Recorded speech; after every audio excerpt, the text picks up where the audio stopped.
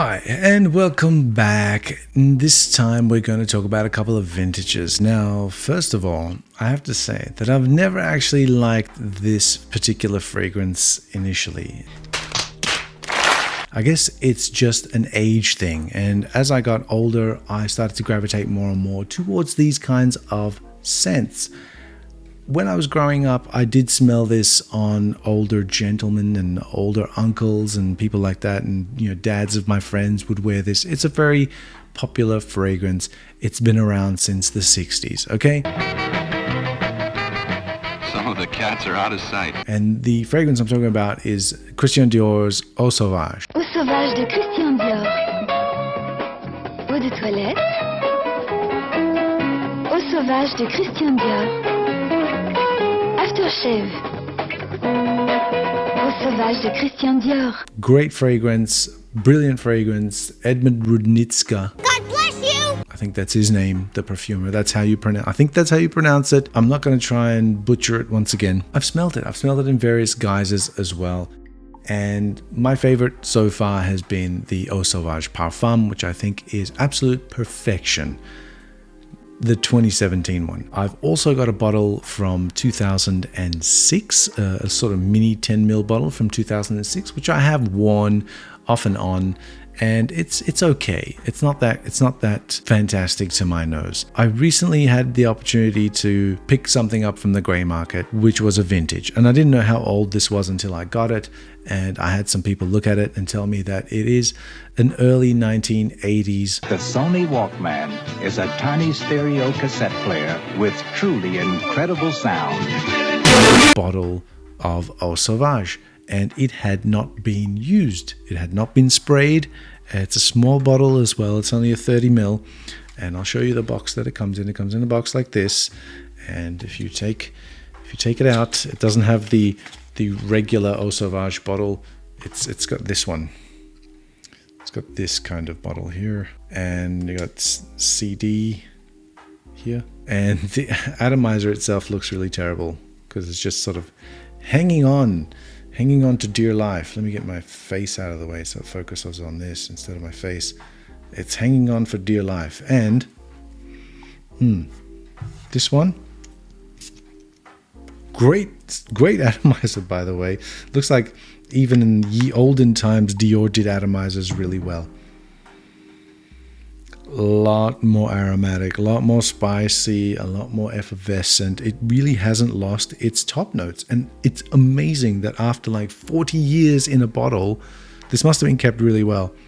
And I've worn this as well on skin, and it's lasted quite a long time. Usually the ones that smell good and haven't gone off and are very, very vintage don't have the longevity anymore. However, this one came in pretty much perfect condition. Really puts the 2006 version to shame. Shame! Shame! I haven't smelled any of the more recent formulations of this, but I'm pretty sure it's going to be way better than that too. And I also got a chance to smell a bottle from 1972, and that was even better than this. So I guess the older you get with this Eau Sauvage, it gets more magical. Amazing. What I didn't really expect to find was the women's version of this. There was a women's version of Eau Sauvage. It wasn't called Eau Sauvage pour femme or anything like that. It was actually Diorella. It was Christian Dior's Diorella. And why do I say that it's the women's version?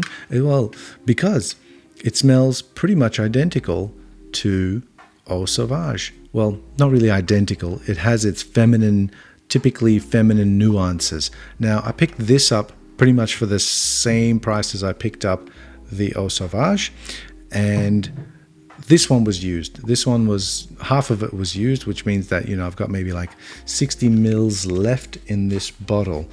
And this is also an Edmund Rudnitska creation. And this one, with its houndstooth design, also comes in a very similar looking bottle. However, the juice is a lot darker. So as you can see, this has had some use. It's had some wear. It's got the Christian Dior, the CD, like so. and the atomizer looks a little bit more heftier.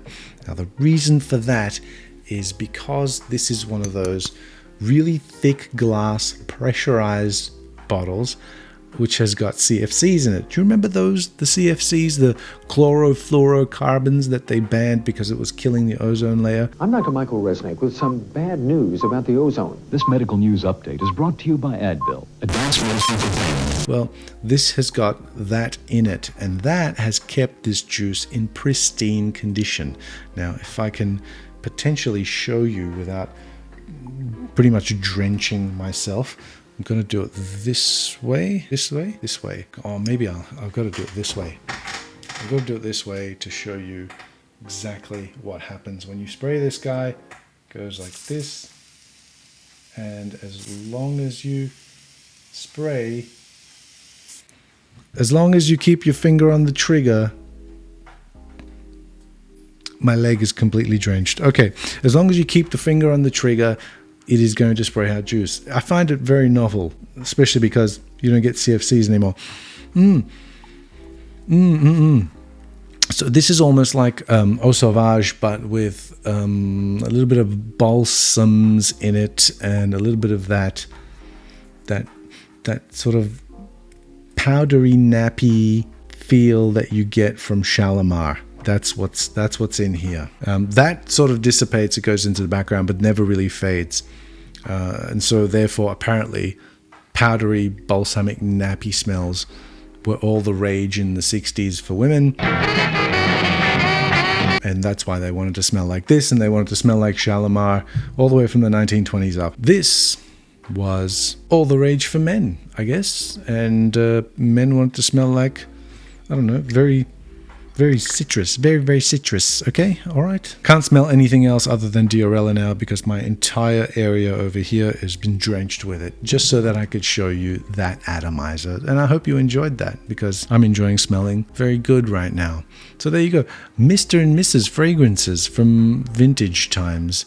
Thought I'd just do a quick video about these two things and show you that these things exist, and if you do find them, don't be afraid. Don't be afraid to check them out. You might actually learn something, and you might find that you do enjoy these fragrances. Unfortunately, you probably won't be able to recreate them all that easily because, again, they're discontinued. They don't exist in large quantities, or they're not being replenished. So there you have it. 2 vintage Diors. Happy to have them. I will wear them.